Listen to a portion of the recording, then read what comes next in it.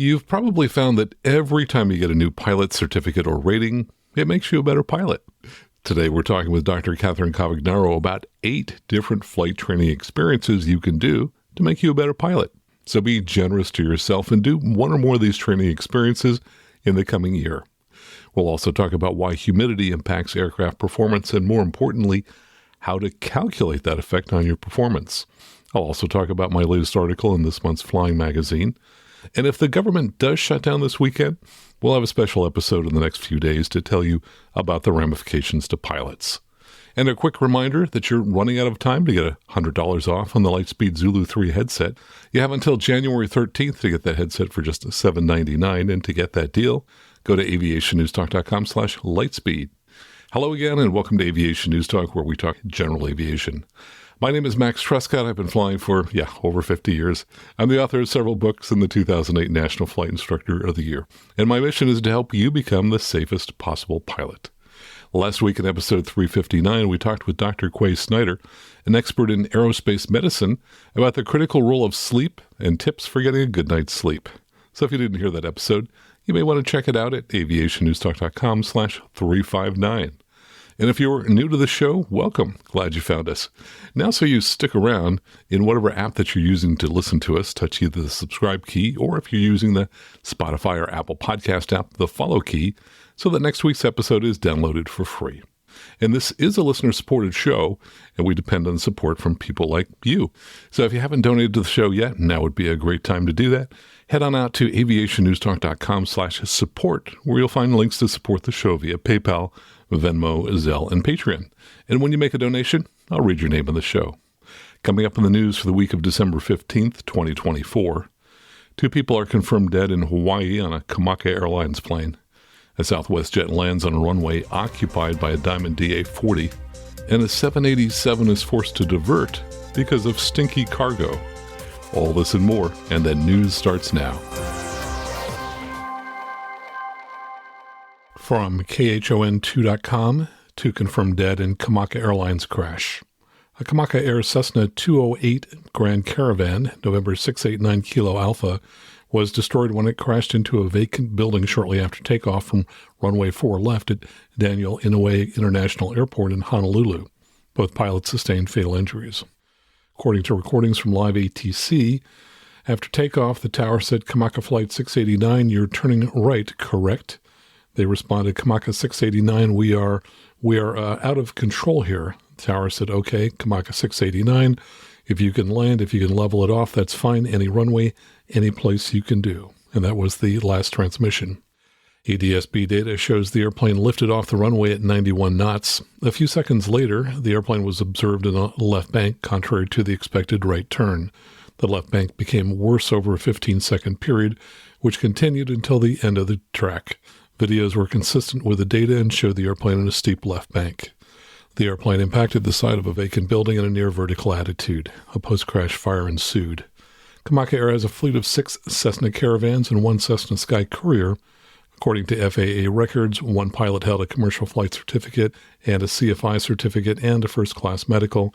The other pilot was reportedly a student for Kamaka Air and working to get his license. According to the Molokai Dispatch, Kamaka Air temporarily halted its flights on June 5th due to personnel issues, but resumed flights a few weeks later. From paddleyourown.canoe.com, investigators are probing an accident at Long Beach Airport that occurred in October when a Southwest Airlines Boeing 737 landed on a runway still occupied by a Diamond DA-40. Although the incident took place nearly 2 months ago, it's only now coming to light after the NTSB published a preliminary report. The flight, Southwest 1671, was landing at Long Beach after a 1-hour flight from San Francisco on October 19th, when the tower cleared the pilots to land on runway 30. Unbeknownst to the pilots of the jet, the Diamond DA-40 had already been cleared to land on the same runway and then to hold short of an intersecting runway because another aircraft was due to cross. At around 2:49 p.m., the crew of the DA-40 informed ATC that they were holding short of the intersecting runway as advised. Just 15 seconds later, the pilots of the Southwest jet advised the tower that there was an aircraft on the same runway that they had landed on. By then, the Southwest had already slowed down to taxiing speed and was able to turn off the runway before reaching the Diamond. Both planes were able to taxi to their parking positions without incident. From thehill.com, pilots of aircraft that have been misidentified as drones have been hit with lasers, the FBI revealed on Monday. Quote, FBI, Newark, and New Jersey State Police want to warn the public about an increase in pilots of manned aircraft being hit in the eyes with lasers because people on the ground think they see an unmanned aircraft system, or UAS, the FBI's field office in Newark said. There is also a concern with people possibly firing weapons at what they believe to be a UAS, but could be a manned aircraft. The FBI's Newark office said in the statement there could be dangerous and possibly deadly consequences if manned aircraft are targeted mistakenly as UAS. They said there are many different websites and mobile applications the public can access that show flight paths for manned aircraft, satellites in Earth orbit, stars and planets visible on a given evening that can help people determine if they're seeing a UAS or something else. And in a related story from avweb.com, the FAA institutes multiple TFRs in response to New Jersey drones.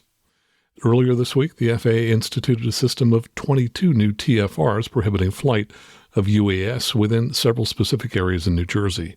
Special permission will be required to operate drones within the airspace. The TFRs will remain in effect until January 17th. TFRs had already been established over the Picatinny Arsenal and the Trump National Golf Club and remain in effect. The new TFRs appear to focus on areas along the approach paths to Newark Liberty International Airport, as well as some areas of critical infrastructure, such as the PSE&G, Public Service Electric and Gas, facility in Branchburg, New Jersey. According to a NOTAM, officials have authority to use deadly force to enforce the restrictions if a drone poses an imminent security threat. Operators who violate the TFRs can be intercepted, detained, and interviewed by law enforcement and security personnel. The FAA may also impose civil penalties, up to $11,000 per violation, and take administrative action, including suspending or revoking the pilot's certificate and pursuing criminal charges. From avweb.com, the FAA says that those who have their medicals denied under a new deferral processing policy will not necessarily be disqualified from obtaining medical certification through Basic Med. The story says effective January 1st, though an email I received this morning says the FAA is delaying this implementation until March 25th. At that time, anyone whose medical deferral is not accompanied by all the necessary paperwork and reports will have their medical denied. A medical denial makes a pilot ineligible for Basic Med and Sport Pilot, but under the new policy, affected pilots will be able to apply for reconsideration of the denial, and if that's approved, they'll again be eligible for Basic Med and Sport Pilot. Here's the FAA statement. The FAA is modifying the process for people applying for an airman medical certificate. Pilots with incomplete examinations and paperwork will now receive an initial denial with specific guidance for reconsideration. This provides the applicant with an immediate answer, reduces wait times by eliminating the backlog of deferred medical certificates, and gives clear reconsideration criteria to meet upon reapplying. About 95% of pilots leave the AME's office with an issued airman medical certificate. The FAA is modifying the process for the 5% who are deferred to the FAA for decision. And then they say in the article, per your specific question, Basic Med requires that the individual has a valid FAA medical certificate for at least 1 day after July 14, 2006 that was not subsequently denied, suspended, revoked, or withdrawn. If the FAA reconsiders and issues a medical certificate after any denial, then the individual is now eligible for Basic Med. From GeneralAviationNews.com, twin-engine aircraft crashes after running out of fuel. And this comes from a final NTSB report.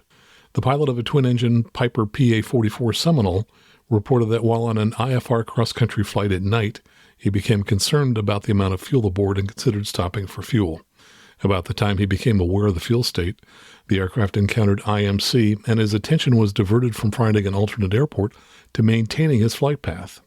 When ATC cleared the pilot to go direct to the IAF at his destination airport, the airplane experienced an uncommanded right yaw. The pilot recognized that the right engine experienced a total loss of power, and he began to secure that engine. He declared an emergency and requested radar vectors to the nearest airport. Then the left engine began to sputter and experienced a total loss of power. The pilot told investigators he was sure that it was fuel exhaustion. Unable to glide to an airport, he aimed for the darkest landscape to avoid any ground injuries, and the airplane hit terrain near Hawkinsville, Georgia, resulting in substantial damage to both wings and the fuselage. The pilot sustained minor injuries in the crash. Post-accident examination of the airplane by an FAA inspector noted no smell of fuel or indications of fuel present at the accident site. Probable cause? The pilot's inadequate in-flight decision-making that resulted in a total loss of engine power due to fuel exhaustion. And also from generalaviationnews.com, and this also comes from a final NTSB report, student pilot loses control after engine start. The student pilot reported that upon engine start for a local solo flight, the Cessna 172 almost immediately pivoted to the left. The airplane hit two support beams of the shade hangar it was parked under at the airport in Knoxville, Tennessee, substantially damaging the left wing. The pilot reported that the parking brake was set when the engine was started and that his feet were on the brakes. A witness reported that the airplane started up with what sounded like an excessively high RPM. Post-accident investigation of the throttle, toe brake, and parking brake system by an FAA inspector found no anomalies that would have precluded normal operation. Probable cause? The pilot's loss of directional control during engine start. From avweb.com, Border Patrol helicopter down in California and pilot killed. Earlier this week, a U.S. Customs and Border Protection, or CBP, helicopter crashed on the U.S. side of the Mexican border near Tijuana, Mexico, while on a border security mission. According to a CBP statement, the pilot and sole occupant of the 2009 Eurocopter AS-350B+ was killed. The accident occurred around 10:30 a.m. According to data from FlightAware, the helicopter took off around 9 a.m. from San Diego Brown Field and was maneuvering along the border and over the Soul Valley Ranch, an 824-acre cannabis-growing facility. And in 2007, there was another fatal crash of a CBP AS-350B3 helicopter in Texas, and that wreckage, which I have handled, is part of USC's helicopter accident investigation course. From avweb.com, pilot convicted of criminal charges in fatal Australian crash. An Australian pilot has been convicted of criminal charges in a fatal crash after his forced landing attempt went wrong. According to the BBC, Leslie Woodall was flying a Cessna 172 with 3 passengers over the Great Barrier Reef in 2017 when the engine quit. He told court he tried to turn the plane around to a landing spot on a beach behind them rather than ditch because the water was deep and infested with bull sharks. The plane stalled and cartwheeled, killing a 29-year-old British woman and injuring a 21-year-old Irish woman and a 13-year-old boy. Woodall was also seriously hurt. Prosecution witnesses testified Woodall should have kept descending with the wings level instead of attempting the turn. Quote, "It was not engine failure that caused the crash," Crown Prosecutor David Nardone said. "The danger was created by the defendant's choices." The court was shown a video shot by the 13-year-old who was in the right seat, and it showed the plane dipping the left wing before rapidly descending and striking the sand, wing first, with the stall horn sounding in the background. Woodall was convicted of dangerously operating a vehicle causing death and grievous bodily harm and given a 2-year suspended sentence. Now, criminal charges related to aircraft accidents are extremely rare in the U.S., but are more common in other countries. And finally, from paddleyourown.canoe.com, a Boeing 787 flying from Amsterdam to Mexico City last week was forced to divert to Bermuda after 100 live pigs being transported in the cargo hold started to create such a stench that it affected the oxygen environment in the cockpit, to which I say, yuck, that would not have been pleasant. The pilots of KLM Royal Dutch Airlines Flight 685 were forced to contact ATC about 6 hours into the transatlantic flight with an unusual request to make an unscheduled stop in Bermuda due to what the captain described as obnoxious cargo. After entering a holding pattern off the coast of Bermuda, the ATC contacted the pilots to gather more information about their decision to divert.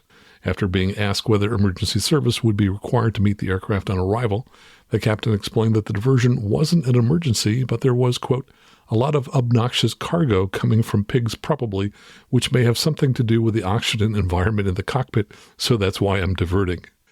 The air traffic controller then checked that he had heard the pilots correctly, with the captain replying, yeah, and those are probably the start of the inconvenience, and they'll probably have to be offloaded.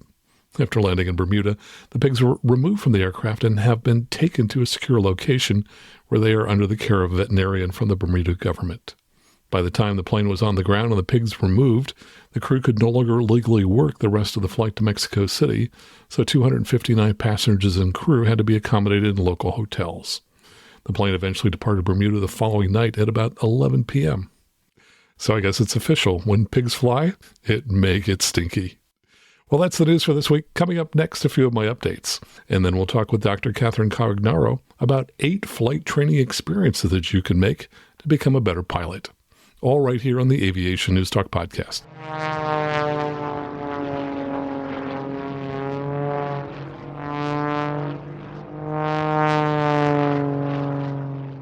And now let's get to the good news. First, congratulations to Vas Rajan. He writes, Max, I passed my CFII check ride in my SR-22, and I've made a Venmo donation to the show to help you keep up the good work. Vas, congratulations to you. You're on quite a roll. You've passed a lot of check rides recently. And congratulations to Joe Labato from Bend, Oregon, who passed his private. He writes, I really appreciate your content as I find it to help everyone in the aviation community. I just passed my PPL a few weeks ago and decided to gift myself with a Delta Zulu headset using your link. Hopefully it's a meaningful contribution to your podcast. Yes, Lightspeed does make a generous donation to Aviation News Talk every time a listener buys one of their headsets, but they only do that if, to get to the Lightspeed website, you first go to the special link I've set up for you, which is aviationnewstalk.com/Lightspeed. So go to that link first, and from there it will take you to the Lightspeed website where you can buy a headset. So just remember to first go to aviationnewstalk.com/Lightspeed. And Joe finishes his email with, thank you again for taking time to provide this podcast for all. Well, you're very welcome, and congratulations to everyone who's finished a new rating, something we'll be talking about later in the show with Dr. Catherine Cavagnaro. And now let me tell you about our video of the week. This actually comes from a news story from usatoday.com, and it's the dash cam video of November 818 Bravo Romeo, a twin Piper Chieftain, which did a crash landing onto a road in Victoria, Texas. Preliminary information indicates the aircraft ran out of fuel. Before the emergency landing, the aircraft was engaged in a 5-hour aerial survey flight, flying a grid pattern over the San Antonio area.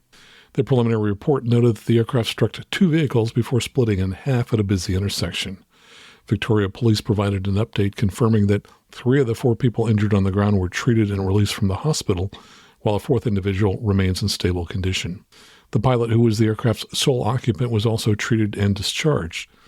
Reports indicate that the pilot attempted to return to Victoria, which is KVCT, where the aircraft had originally taken off, but was forced to make the emergency landing before reaching the runway. FlightAware.com shows the aircraft is registered to Mark Inc. in Mississippi, and their website notes the company is North America's largest provider of specialized contract aircraft and flight crews for airborne GIS surveys and surveillance projects. And the video shows that aircraft doing slight S-turns as it attempts to land on a busy highway. Now, the links for our videos of the week are on the same page with links that you can use to become a supporter and start supporting the show. So when you go to view the videos, look at the bottom of the page for video links, and at the top of the page, you'll see 4 options listed for supporting the show. If you sign up monthly to support the show via Patreon, you'll see various tiers starting at $8 a month. And you can also make a monthly donation via PayPal, or you can make one-time donations via PayPal, Venmo, or Zelle. And of course, when you do, I'll read your name on the show. To see all of our videos of the week or to support the show, go online to aviationnewstalk.com/video. Now, I have a correction to make to last week's show, episode 359, with Dr. Quay Snyder. At one point, he misspoke and substituted the word melatonin for the word Benadryl. He correctly said Benadryl in the first sentence, but misspoke in the second sentence. I've gone back and edited the episode so that later downloads hear a corrected version, but there's no way for me to update an episode if it's already downloaded to your phone. Here's what the corrected version sounds like that's included in this new re-edited version of the episode. In the studies, the similar studies that I talked about previously with the alcohol and the sleep deprivation, use of Benadryl in a single dose, 25 milligrams, which is the lower adult dose, has a cognitive impairing effect for up to 16 hours, at 16 hours after a dose, similar to a blood alcohol concentration of 0.04 to 0.05.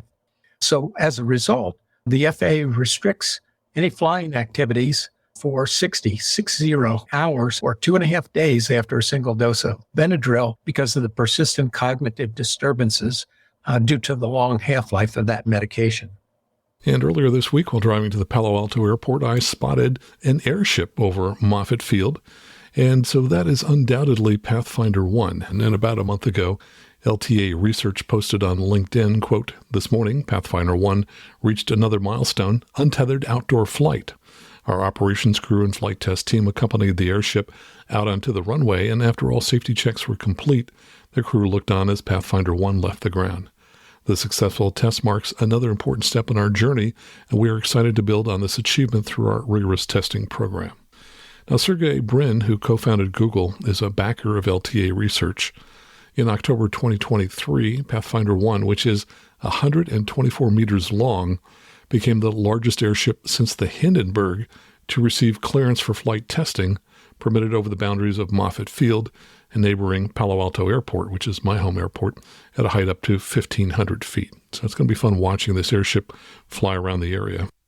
And I want to mention that my second article in Flying Magazine appeared in the December 2024 issue, and it was on cinematographic illusion. Now, you have to be a subscriber at flyingmag.com to read it, though if they ever post it online, I'll mention that and post a link here in our show notes. In the article, I mentioned 3 different accident types that involve cinematographic illusion, including a Cessna 310 that took off IFR from Palo Alto one morning in nearly zero visibility and fog.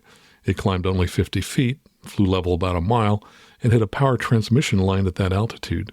4 Tesla engineers were killed. And another accident that we talked about in episode 156 occurred when the first officer of Atlas Air Flight 3591, a Boeing 767 cargo plane, inadvertently struck the go-around switch while the aircraft was descending to 3,000 feet in IMC. As the aircraft accelerated, the co-pilot pushed forward on the control column, and the aircraft came out of the clouds at about a 45-degree angle before crashing. And another accident was a Piper Cherokee, which took off from Venice, Florida in dark night conditions with good visibility and clouds at 5,000 feet. The aircraft climbed to about 75 feet and accelerated to 94 knots before it descended. The last radar hit was about 1,800 feet beyond the departure end of runway 23 and showed the plane at 0 feet and 109 knots. It crashed into the Gulf of Mexico. An engine examination revealed no pre-impact mechanical anomalies that would have prevented normal operation.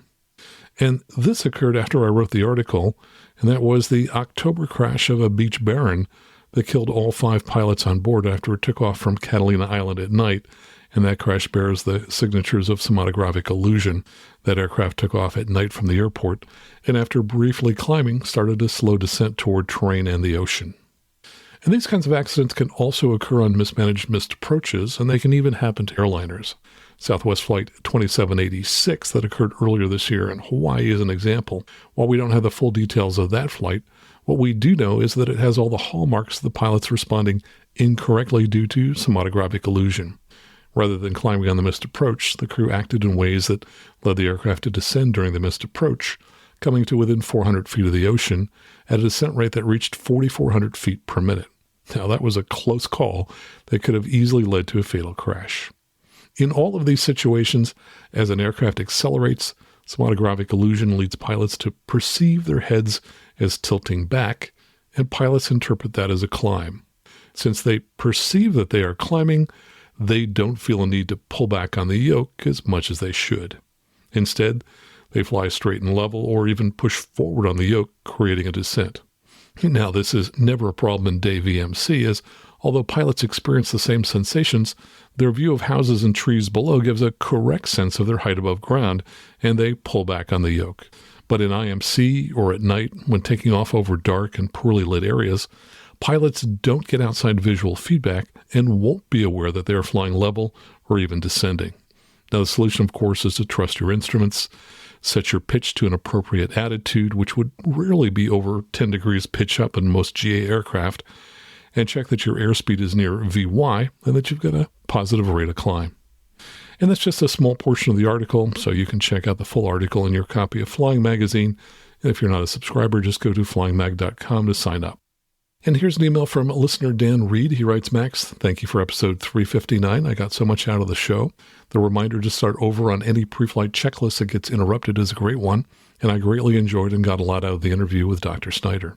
I really appreciate all that you do and the value that you bring to the aviation community. Well, thanks for that, Dan. And here's an email from Forrest in Idaho with 2 questions. He writes, As always, your shows are golden, so much to learn in each one. Thank you. I have 2 questions for you. 1, when considering high density altitude, I've heard the adage hot, high, and humid, but haven't found a reliable way to determine how humidity affects density altitude. Even more fundamentally than trying to factor humidity into density altitude, why does humidity reduce airplane performance in the first place? Well, Forrest, thanks for your email. The reason high humidity is bad is that water vapor displaces air molecules. Humid air contains a higher concentration of water vapor, which is less dense than the nitrogen and oxygen molecules that it displaces. So as humidity increases, the air becomes less dense, which means a higher density altitude. So essentially, for any given volume of air, if it has more water vapor in it, that water vapor pushes the air molecules further apart, so that saturated air moving around your wings will have fewer air molecules in it and hence produce less lift. As for the effect of humidity on aircraft performance, I've only ever seen one article on that topic, and it was written by CFI Alan Davis at safepilots.org, which is a professional society for flight instructors. He posted a 3-page article, and I'll include a link in the show notes. In the summary, he writes, humidity can further decrease performance from 11% at the higher altitudes to as much as 32% at lower altitudes, above and beyond the effects of temperature and altitude alone. Now, my guess is that historically, the effects of humidity have not been included in POHs because the size of the performance charts would get much larger and more complicated, though with computers, it should be easier to calculate that. And Alan includes a link to an online calculator, which I'll include a link to in the show notes, which does include the effect of humidity when calculating density altitude. And I plugged in a few numbers just to see what the effects might be. It seemed to make less difference at lower temperatures. So here are some examples. For sea level, on a standard temperature and pressure day with a dew point of 0, which would be 36% humidity, the density altitude is 21 feet. With a dew point of 15 degrees for 100% humidity, density altitude is 219 feet. So not a huge change there. Though at sea level on a 40 degrees C day with standard pressure, with a dew point of 0, which would be 8% humidity, the density altitude, and this is at sea level, would be 2,894 feet. With a dew point of 40 degrees for 100% humidity, density altitude would be 3,750 feet, so a difference of about 850 feet. So much bigger difference for the higher temperatures. Now let's go to Lake Tahoe for similar conditions with a 6,000-foot field elevation. On a 0 degrees C day with a dew point of minus 20 C, that gives you a relative humidity of 21% and a density altitude of 5,648 feet. At 100% humidity, it increases to 5,723 feet for a gain of less than 100 feet. But on a 30 degrees C day, with a dew point of 0 degrees C, which is 14% humidity, density altitude is a whopping 9,105 feet, and at 100% humidity, the density altitude is 9,652 feet, or about 550 feet higher. So you can see that the changes in humidity has the biggest effect on density altitude when it's hot outside, when unfortunately your performance is already poor. He then continues on with his second question. He says, following your recent episode about turns in the traffic pattern, I'm curious what you'd say about the following. A recent CFI taught me a method of flying the traffic pattern where airspeed is controlled predominantly by moving the yoke forward and aft. That, by the way, that's the good part, and that's how I control airspeed when I'm descending in the pattern. If I'm level in the pattern, then airspeed is controlled by the throttle. Now, continuing on, and this is the really bad part, he says, and to make turns occur with rudder inputs alone, no yoke rotation. It works pretty well until you kill yourself, I must say, but I've been thinking about the uncoordinated turn it induces, in particular causing skidding turns. I can't say offhand what degree bank it induces, but I'm inclined to say it's not the 30 degrees both you and Catherine recommend. I also know what you both feel about skids in the pattern, so I'm curious, have you heard of such a method of flying the pattern? Either way, what do you think of this technique? Many thanks, Forrest. Well, Forrest, doing what you describe in the traffic pattern is extremely dangerous, and you should absolutely not do that. I sent a quick note to Catherine about this, and she agrees. Making uncoordinated turns in the pattern sets you up for a stall spin accident that will kill you so quickly you don't even know it happened. So don't do what this CFI told you. Always make coordinated turns in the traffic pattern using both aileron and rudder. Now, I have heard of this method being used while flying the final segment of an instrument approach to make tiny heading changes of less than 5 degrees. The difference there is that you are fast, usually 90 knots or more on an instrument approach, so there's little danger of stalling. But it's not necessary to fly an instrument approach. So no, please do not make turns in the traffic pattern the way your CFI described. You're setting yourself up for a stall spin accident. And let me add that sometimes CFIs make stuff up or they pass along bad information that they've heard from other CFIs. So always carefully vet anything you hear that's different from normal standard operating procedures. And I just want to give a quick update on the backpack closeout deal I mentioned a couple of months ago. You and other listeners have bought over 60 of these backpacks, and there's still some left. And I've heard from one of you that he really likes the backpack he bought. Now, these will make great Christmas gifts, so listen up. As I've mentioned in the past, Brian Schultz is closing out his inventory, and you can get one of his backpacks for half price, which is $99.50 plus shipping, if you use the promo code MAX. For the full description of the backpacks, listen to episode 345. And to get the backpack, I've created an easy-to-remember URL for you, which is aviationnewstalk.com/backpack. Then use the promo code MAX. And Aviation is a small community, so see if you know any of these people who've signed up in the past week to support the show. We didn't have any new supporters via Patreon, but thanks to Michael Smith, who made a donation via PayPal, and to Dan Reed, who made a donation via Venmo. Thanks so very much for your support. And if you've thought about supporting the show but haven't quite gotten around to it, this would be a really great time to do it, because each month we lose a number of supporters on Patreon when their credit cards expire.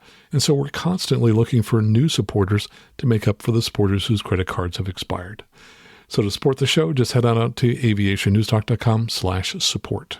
Coming up next, our conversation with Dr. Catherine Cavagnaro about 8 flight training experiences that you can give yourself to make you a better pilot. All right here on the Aviation News Talk podcast.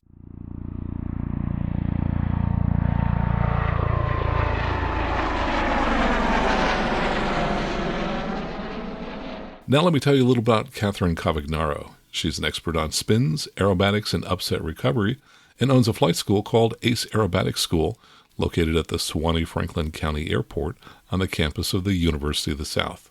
In addition to holding ATP and CFI certificates, she is a professor of mathematics at the University of the South and has chaired the Department of Mathematics and Computer Science. Catherine is the 2020 National CFI of the Year, and she also serves as a designated pilot examiner. And now here's our conversation with Catherine Cavagnaro. Catherine, welcome to the show. Great to have you back again so soon. Great to be back. Thanks, Max. Well, you wrote an article for the December AOPA Pilot magazine in which you talked about getting additional ratings and certificates and other aviation experiences. But first, you talked about your family gift-giving tradition. Tell us about that. Yeah, it's a little non-standard at my house over the holidays. You know, we decorate, which is a lot of fun. And, you know, we put up a tree, but there is absolutely nothing underneath it. And it's a point of pride, you know, and my kids were really young. I just realized that you give them a thing and they play with it for, I don't know, whatever, a couple weeks. And then I was taking it to donate. But if I give them experiences, then that's something that they will have much longer. And it's something that, okay, this is a little selfish, I get to share with them. So over the years, what I've just told them is that I'd like them to pick an adventure and I will make it happen. So my kids went through a period where they were really interested in World War II, say, and my older son decided he needed to touch a midget sub. Max, there's only one midget sub in the continental United States, and it's in Fredericksburg, Texas. So we got in our airplane and we flew to Fredericksburg, Texas, so that they could see a midget sub. They also wanted to see a U-boat. And so we went to Chicago so they could see a U-boat. We did a tour of the White House. We've been to the Bahamas. A lot of times they pick a football game. And I try to fly ourselves there. So we're big San Francisco 49ers fans since I grew up near you in the Bay Area.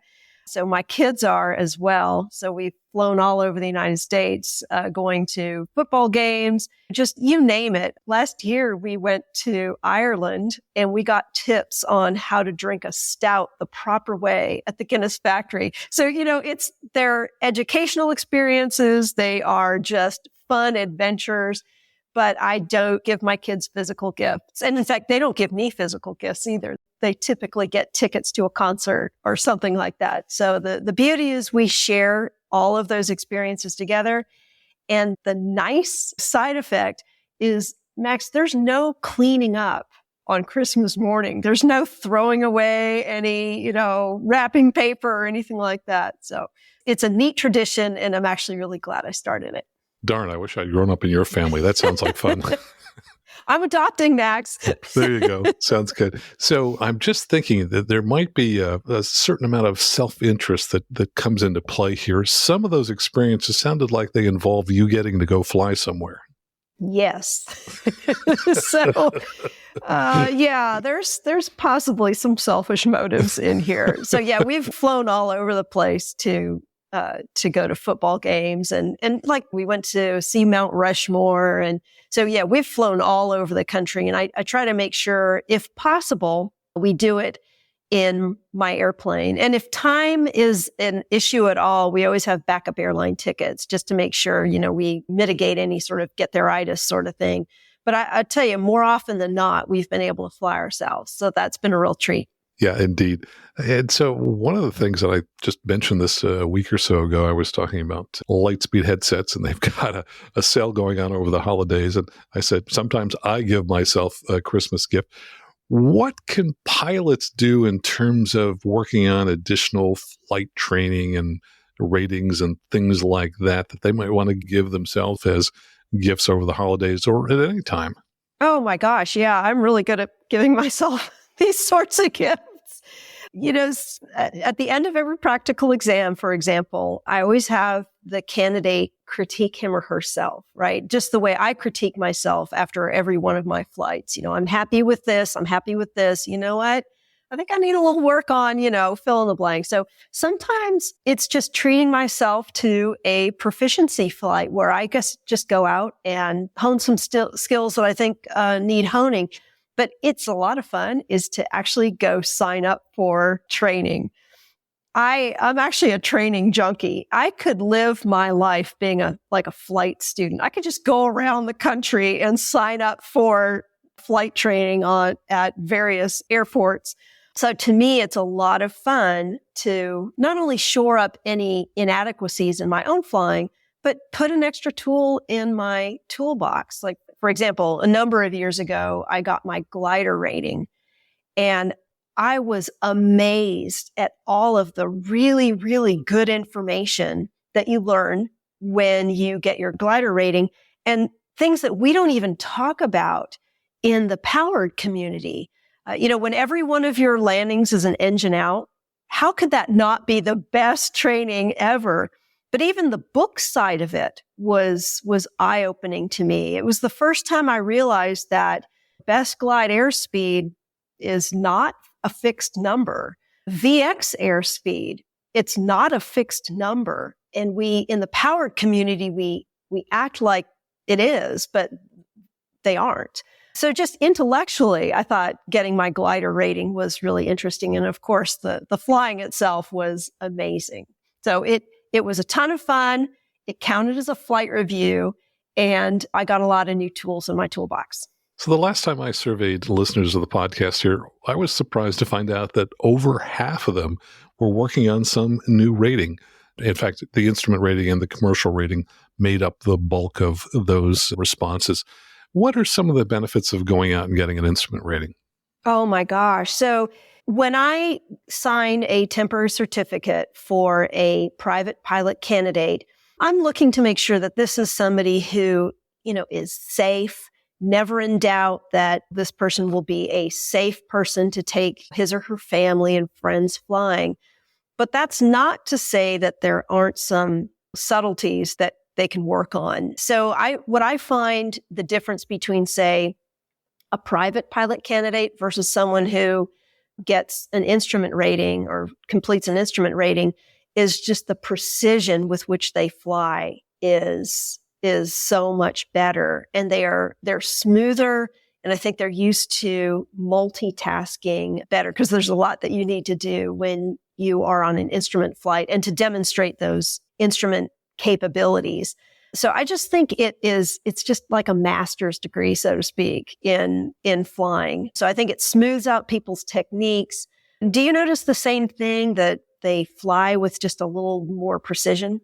It's interesting. I got my helicopter certificate a year and a half ago, and I then went and got my instrument rating, which is a little ironic because there are no Robinson helicopters certificated for flight in instrument conditions, but you can get your instrument rating in one. And yes, I definitely, in that 15 hours, which is all that's required for an add-on, learned things that helped make me become a better pilot. And I think you're right. I think the whole process of flying instruments kind of makes you spend more time thinking about your arrival and approach to an airport. And therefore, you're just a little bit better prepared. You've jumped on getting the ATIS a little bit sooner. You've been a little bit more thoughtful about how you're going to approach the airport. But what about the commercial rating? Why should a pilot consider doing that, even if they have no intention at the moment of ever getting any kind of job in aviation? That was exactly me, by the way. When I got into aviation, I did not have any ideas that I would do anything professional in aviation. But I had an interesting experience during my commercial training that I'll share with you. And this is back in the days where you couldn't do technically advanced. You had to do complex as part of your commercial. So the local airport, a couple, airports away, had a Piper Arrow. And so I signed up for lessons in the Arrow as part of that.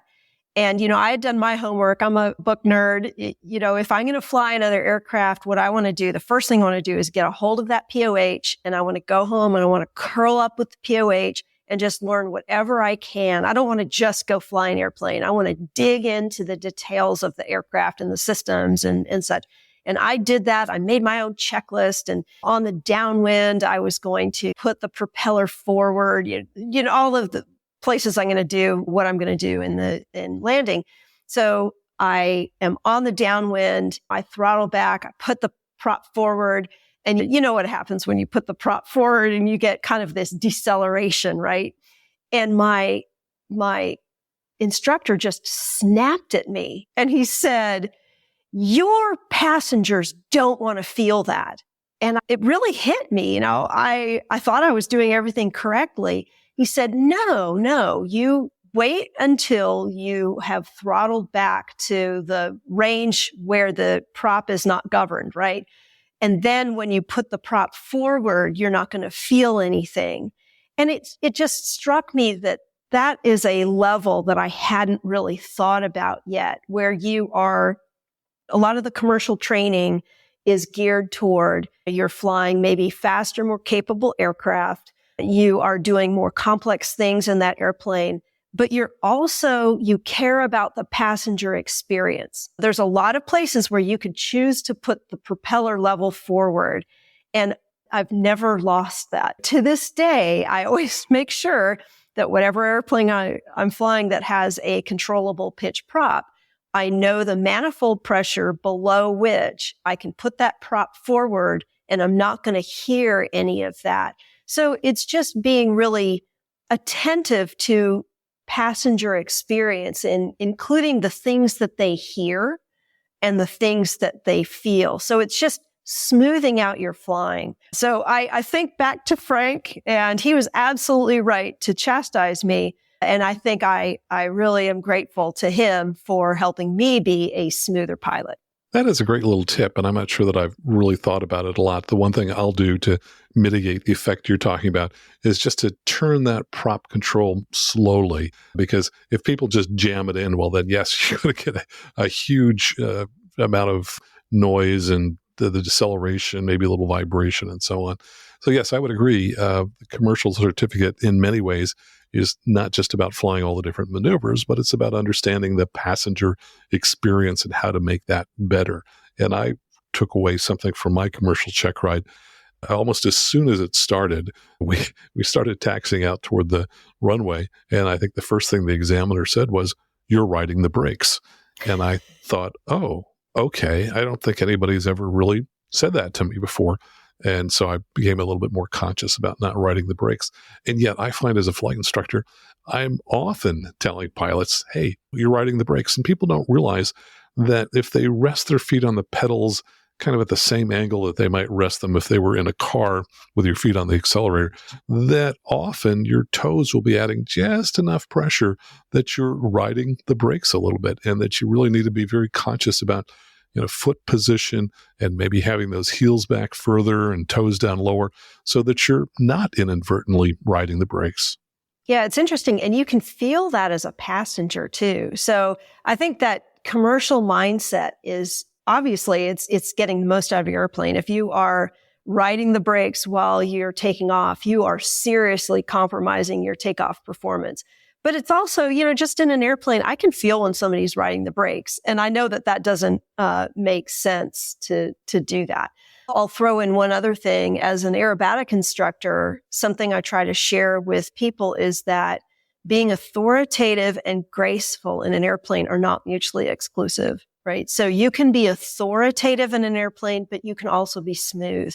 So I think that's one of the points of, say, something like a chandelle maneuver, is being authoritative, but yet you are caring for the experience that the passenger has while you are being authoritative. Well, along those lines, let's just bring up slips, because I recently was flying with a pilot, and when he went to slip, oh my gosh, the plane just yanked violently. It's so easy to enter a slip and to get a full slip if you just push that pedal forward over, say, at least 50 milliseconds instead of 1 millisecond. No, I'm kidding. I mean, do it over 1, 2, 3 seconds, but to just jam it suddenly to the floor, holy cow, that's just not the way to enter a slip. Yeah, that's a great point that you bring up. And also, when you are introducing, say, aileron slowly, as you say, you can introduce rudder slowly at the same time. Have you ever been flying with somebody who puts in the aileron and then they put in the rudder, and both of them are sudden? And, passengers do not want to see that, and they don't want to feel that. So you can add them both together over a period of time to get that full slip in, and it's not uncomfortable. Yeah. So let's talk a little bit more about experiences that people can sign up for. You brought up aerobatics, and I know that you're an expert in spin training. Talk about spin training as an experience that someone might want to sign themselves up for sometime. Oh, yeah. To me, that was the first flight I took after I got my private certificate, because my instructor said, it's going to make you a better pilot if you really dive into that. And my primary instructor was not one of the instructors who was afraid of stalls and such. And so I was grateful for that. But wow, spins really, really opened my eyes. First time I saw a spin, it was actually with Bill Kirscher. And I looked at him and I said, "You have got to be kidding me." I just couldn't believe that anybody did that on purpose. But what I try to do is we do spin entries, because I want to make sure that people can stop it before it starts. But in my opinion, I'm one of the people who feels like we really should do full spin training as well, because I find that people are so afraid of that edge because they've never been past it, that they have what I think of as an irrational fear of stalls. And I'm not minimizing them. But what I like to show people is, let's go way over the edge, and I'm going to show you what the edge looks like and what beyond it looks like. And then what I want to do is concentrate on showing you how to stay away from it so that you don't get into trouble. But I think when people sometimes go into territory of which they're afraid and such, your mind sort of closes up and you're not able to take care of that potentially emergent situation. And I feel like if you have a good dose of stall and spin training, then you're more likely to be able to think through situations more effectively. I know it definitely worked that way for me. Mm-hmm. So let's continue to talk about other experiences. You mentioned several of these in the article. What about mountain flying courses? Oh my gosh, yeah. People have the just misconceptions about mountain flying. In particular, I'm sure you've heard of the canyon turn, where a pilot might get into flying some, high terrain, and you need to get out of it. And your best option might be to hang a U-turn, for example. What I find people tell me on practical exams is that, oh yeah, I would do a chandelle in that situation. No, a chandelle is not what you want to do in that situation. So for example, if you are taking a mountain flying course, then you will be accustomed to the potential dangers and pitfalls of flying in high terrain. I mean, this is some serious stuff, and you need to get an expert to share this with you. And if you were to get into a situation which, say, would require a canyon turn, then you'll learn how to do that properly, and you will not be doing a chandelle. So talk a little bit about tailwheel training and the benefits of that.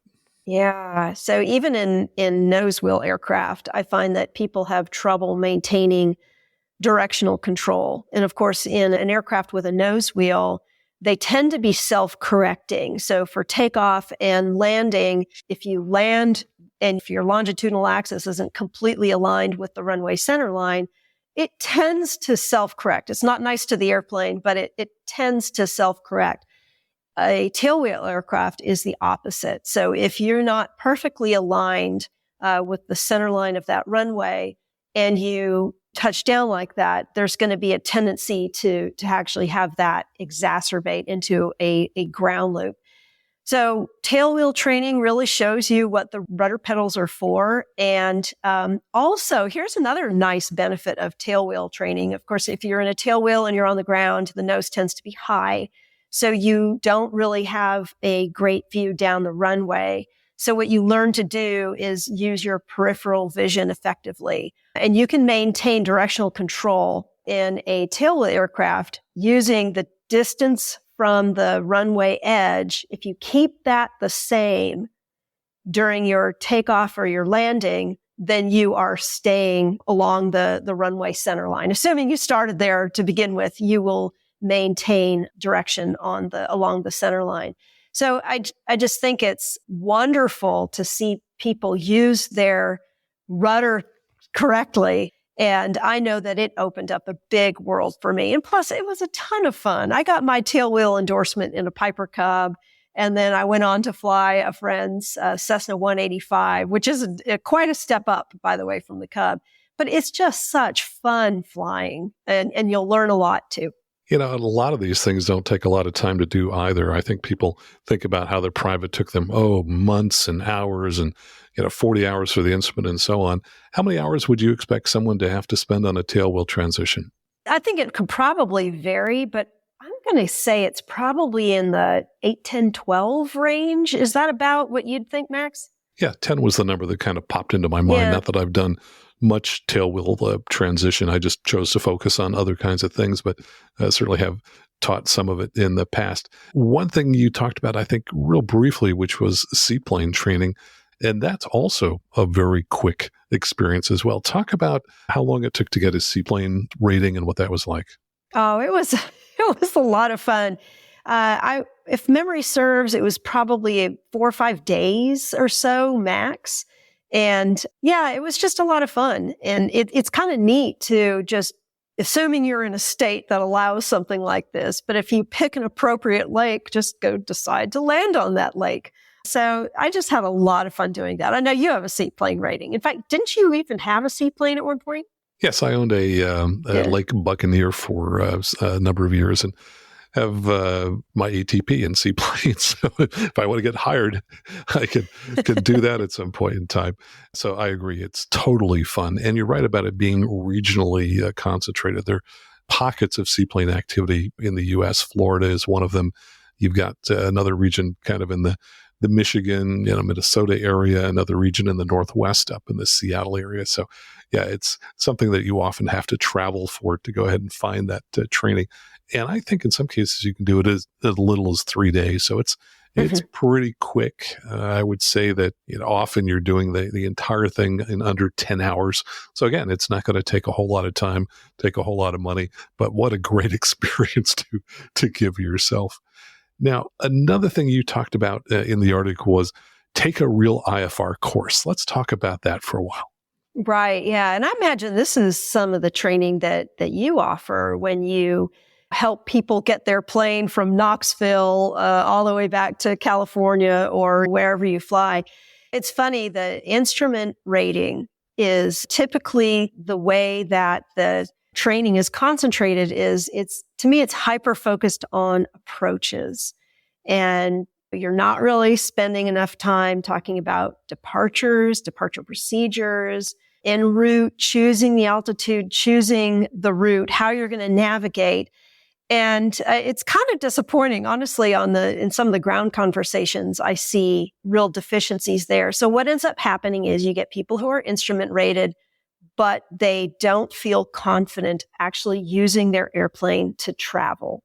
And that's some of the training that I know that you give. I know other friends who give that kind of training where you're actually taking a few days with a candidate or a student, and you're just helping them see how they can use their airplane to actually travel. So when I say a real IFR course, I mean, take a few days, go fly around the country, go golf at some interesting place in the Northeast, and then go get some, seafood down in the Southeast.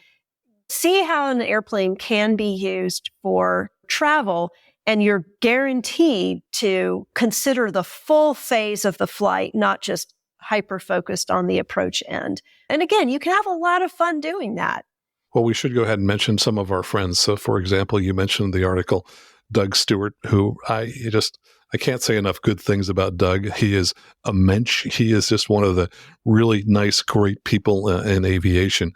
He's on the East Coast up in the New York State area. So if people want to check out dsflight.com, Doug's an examiner, and he also does IFR trips. Well, he'll spend several days flying around the Northeast with you, getting exactly that kind of experience. And we've got someone on the West Coast that specializes in that as well. And that's Field Morey. He used to be up in Wisconsin, I believe. And last I heard, he was based out of Oregon. And I just checked out his website to see if he's still active. And it's ifrwest.com.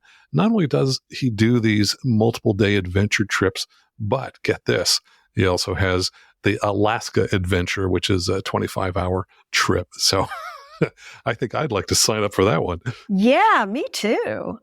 No, Max, I know that you have often talked about advising instructors to specialize. Actually, you and I are both examples of that. We've specialized and really have a lot of fun in the kind of training that we do. Here's a call out to some instructors. This is an area that is definitely needed. There are not enough people who do this kind of training, this real IFR training. If you become an expert and focus on this, I guarantee you're going to have a line of people who want to avail themselves of this kind of training. Yes, indeed. I always recommend that CFIs specialize. Lots of benefits, both to you as a CFI and to your clients as well. And so the last area that you talked about in the article, which is right on point here, is advanced avionics training. Talk about the need for that. Oh my gosh. This is a personal experience, Max, too. So my Bonanza is a 1968. She was born when panels that had pictures of wood on them were like fancy or something. So when I got her, she just, I think she still had an ADF and some just avionics, let's face it, that were from the last millennium. And so I did a full panel gut job. So she is a complete all glass panel. It's beautiful, but I picked her up and, again, I love reading books and I certainly read up on it, but I found that I flew her back to Tennessee from Pennsylvania after her panel redo. And I was kind of at a loss. It was great. It was, great VFR weather and it was fine.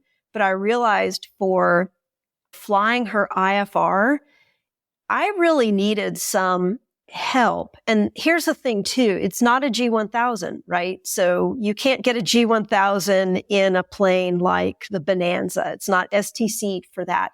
So I chose my navigators, both of them. I chose my comms. I chose my transponder. I chose the PFD. I chose the audio panel, all of those sorts of things. Guaranteed, nobody out there has a panel that's exactly like mine.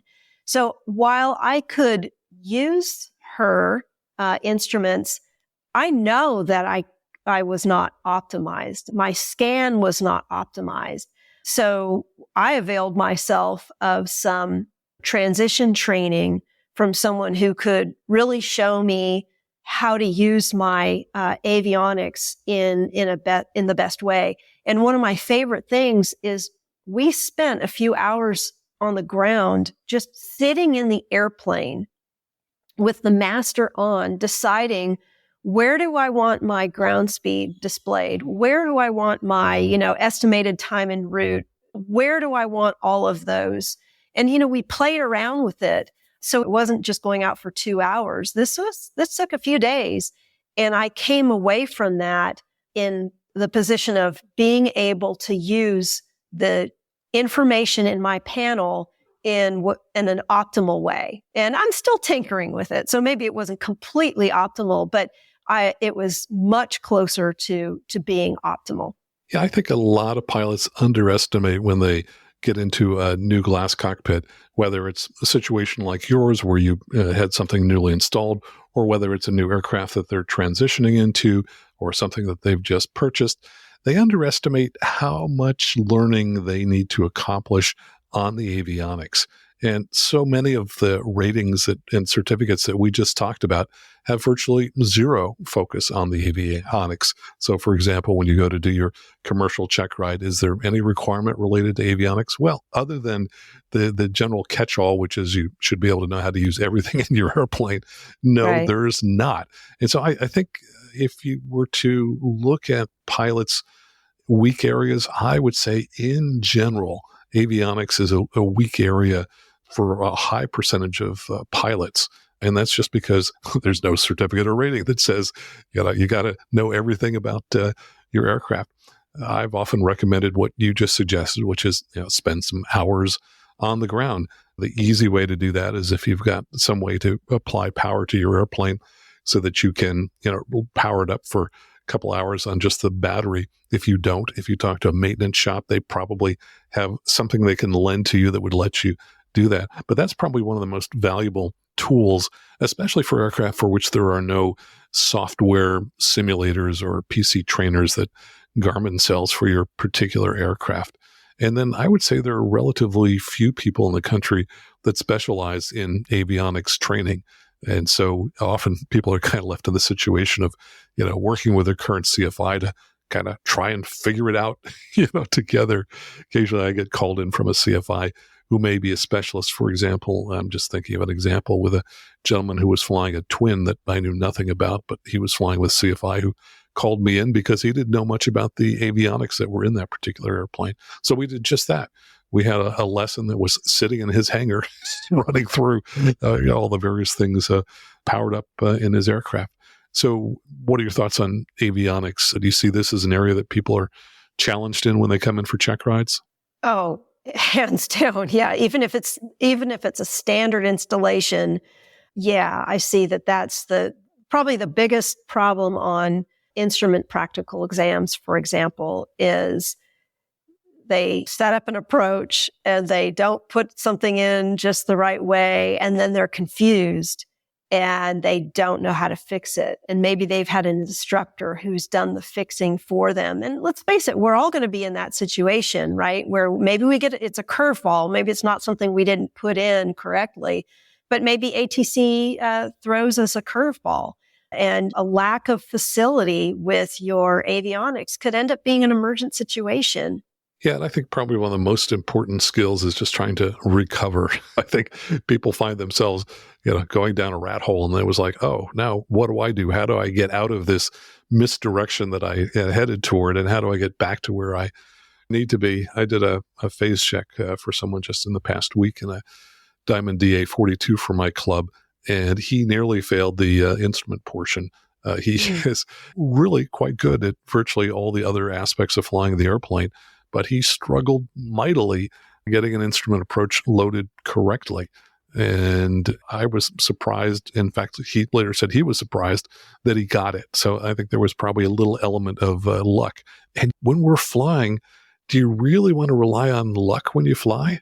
No, absolutely not. Yeah. I think you did an episode on a Pilatus out of, I think, the East Coast, maybe North Carolina or so. And the lack of facility with avionics was an understatement there. And how many people died because of that? So there's no reason to not do it. And honestly, it was a lot of fun. Even sitting in the ground in my hangar was a lot of fun. It felt really satisfying to have some guidance helping me set up my airplane in a way that makes sense to use. So it was just great training. And for you CFIs out there, again, who might want to think about specializing, this is an area. Be the go-to person on Garmin avionics, or just pick some niche area, become an expert on it. And I guarantee you're going to have clients who want to avail themselves of your expertise. Yep, totally agree. And so I'll just go ahead and put in the plug, which is, hey, if you want some training on Garmin avionics, give me a call. Most times people fly into the San Francisco Bay Area and I fly with them. We've got a great set of simulators that cover a lot of different Garmin installations. On rare occasions, I also will fly out to someone's location to fly with them. So anyway, there's my plug. And for you, we should mention spin training, right? Sure, yeah. I enjoy doing that, yeah. Yep, that's super. Well, we have both chosen to specialize, and we're both having a lot of fun with what we're doing. And I guess what we're telling is people who are listening, have some fun. Go out there and learn something new. Just the experience of learning something new is fun. Yeah, and I think virtually everything we've discussed, if not everything we've discussed, can count for a flight review. So, if you're due for a flight review, I have people say, well, when I ask about what a flight review is on a practical exam, well, it's an hour on the ground and an hour in an airplane. No. Do it fully. Go have fun. Find something, pick a weakness of yours and then go have a ball honing your skills or shoring up that weakness that you have. The only reason I have an ATP max is I was due a flight review and I didn't know what else to do. So I thought, I'll just get my ATP. I don't use my ATP for anything, but I've just had a ball over the years doing it. I know you have too. Yeah, no, I totally agree. And I encourage everybody, go out there and, do it. So for me, every time I was looking at doing a flight review, I was looking at, hey, is there a new certificate that I can add? And ultimately that put me in a position where when someone finally suggested, hey, you should become a CFI Max, it was like, oh, well, I've already got my commercial, not that I ever plan to use it. So yes, I'm all ready to go for that. Right. And yes, I've got multiple ATPs, including the multi-engine seaplane. So when Air Maldives calls and says they need a captain to fly their Twin Otters in the Maldives, I'm all set. Well, you're one-upping me, Max. There's some I need to go get. Let's see, an ATP seaplane. Sign me up. Yep. Well, there are two of them. There's the single-engine seaplane and the multi-engine seaplane ATP. So multiple opportunities there. See how much fun I'm going to have? Exactly. See, this conversation has just cost you a whole lot of money. Well, I can't take it with me, so. Exactly. So you might as well fly. Well, Catherine, Absolutely. Where do people go to find out more about you and your work? Yeah, so I teach mathematics at one of the University of the South. I'm a designated examiner for the Nashville FISDO. I teach aerobatics at Ace Aerobatic School in Sewanee, Tennessee. And I write the Flying Smart column every month for AOPA Pilot Magazine. So there are a lot of places you can find me, and I'm always going to be having fun. Always fun talking with you. Thanks so much, Catherine. Thanks for having me, Max. And my thanks to Dr. Catherine Cavagnaro for joining us again here today. You can find out more about her and her aerobatic school at aceaerobaticschool.com, and you can find more of her work in the pages of AOPA Pilot Magazine. And just a reminder that I love hearing from you, and I read many of your emails on the show. If you'd like to send me a message, just go out to aviationnewstalk.com, click on Contact at the top of the page. That's absolutely the best way to send me a message. And of course, I also want to thank everyone who supports the show in one of the following ways. We love it when you join the club and sign up at aviationnewstalk.com/support to support the show financially. You can also do that at aviationnewstalk.com/PayPal. We also love it when you leave a 5-star review on whatever app that you're listening to us on now. And of course, if you're in the market for a headset, please consider buying a Lightspeed headset. and using one of the links in our show notes, because if you use those links, they will donate to help support the show. So until next time, fly safely, have fun, and keep the blue side up. And remember that you can always go around. You can always go around. If it don't look right coming down, don't wait until you're silent, baby, sliding upside down.